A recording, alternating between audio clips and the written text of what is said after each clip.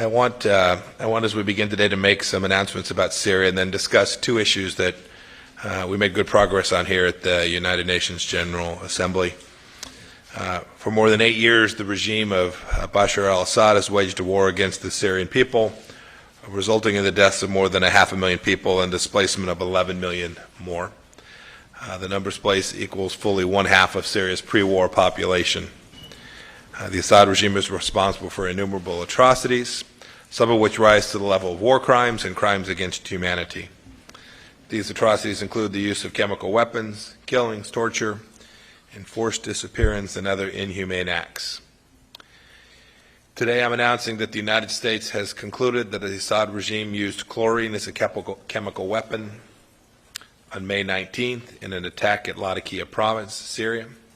This attack was part of the Assad regime's ongoing violent campaign in Idlib, which has killed more than 1,000 innocent Syrians and displaced hundreds of thousands more. It is also the latest instance in a long pattern of Assad's chemical weapons attacks that have killed or wounded thousands of Syrians.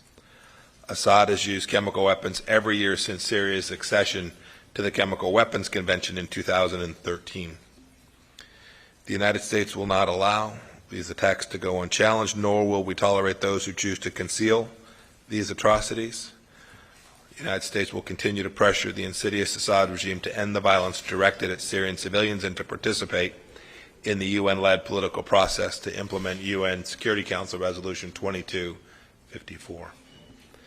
As part of our maximum pressure campaign today, the United States Department of Treasury designated Russian entities for supporting Assad's brutal war machine and facilitating the shipments of jet fuel to Russian military forces in Syria. I'm also announcing today that the State Department will provide an additional $4.5 million to the Organization for the Prohibition of Chemical Weapons to help its investigations of continued chemical weapons use in Syria.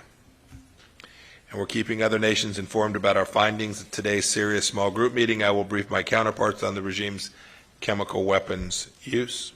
The United States and other small group nations will discuss our shared concerns about the danger the Assad regime poses to the Middle East. We agree on the importance of justice for the victims of Assad's atrocities and accountability for those who are responsible. We agree on the need for a political solution to end the conflict that is in line with UN Security Council Resolution 2254. Finally, the Trump administration never forgets about Americans wrongfully detained or held hostage abroad. Among the more than 100,000 people who have been detained or disappeared in Assad's prisons is American journalist Austin Tice. He has now spent 7 years in captivity. He is just one of a number of American citizens held in Syria, and we call upon the Syrian regime to release them all. We also urge the regime to free all wrongfully detained Syrians, the vast majority of whom are civilians, including many women and children. This is a truly barbaric regime, and today the United States is taking new steps to hold it accountable. We truly do hope for a brighter future for the Syrian people. I want to spend just a minute recapping two highlights of American diplomacy from this week. First, as I said yesterday at the press conference with President Trump, we made good progress on Iran. The United Kingdom, France, and Germany released a statement this week concluding that Iran bears responsibility for the recent attack on Saudi Arabia and called for the mullahs to return to the negotiating table. These nations, like others in the Middle East, indeed all around the world, are facing facts and recognizing that Iran is the aggressor in the Middle East, not the aggrieved. The more Iran lashes out, the greater our pressure will be.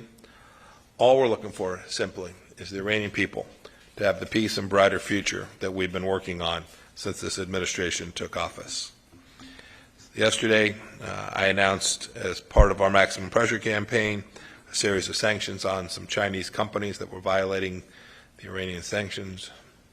President Trump yesterday signed a presidential proclamation banning Iranian elites and their family members from traveling to the United States. For years, Iranian regime elites have shouted death to America. Meanwhile, the relatives have come here to live and to work. No more. I've heard directly from many Iranians enraged at this gross hypocrisy, and yesterday President Trump took action to end it. This week, too, we continued to execute our mission of standing up for the unalienable rights of every person in the world and fundamental freedoms all around the world. President Trump hosted an international religious freedom event at the United Nations, the first American president to do so. We heard heartrending accounts of persecution of survivors. The State Department also led an event co-hosted by the United Kingdom, Germany, the Netherlands, and Canada that was focused on China's detention of more than 1 million Uyghur Muslims in internment camps in Xinjiang. We were pleased that more than 30 countries attended the meeting. We need many more nations, especially Muslim-majority nations, to speak out publicly against one of the worst human rights violations of the 21st century.